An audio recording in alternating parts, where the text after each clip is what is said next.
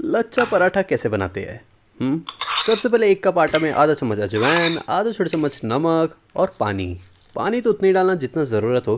फिर आटा को अच्छी तरह से गूँथ लो। आटा थोड़ा सॉफ्ट ही रहना चाहिए। फिर बना लो पेड़े, और पेड़े बनाने के बाद अब इसे बेल लेना है।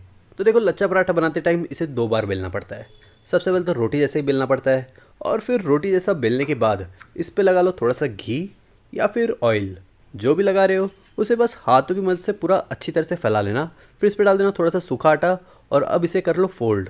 आप देख सकते हो कि मैं इसे किस तरह से फोल्ड कर रहा हूँ। देखो, पहली बार कर रहे हो तो थोड़ा टाइम लग सकता है, लेकिन अच्छे से आराम आराम से करना। फिर इसे इस तरह से फोल्ड करने के बाद इस पर थोड़ा सा सूखा आटा डाल दो और इसे भी बेल लो।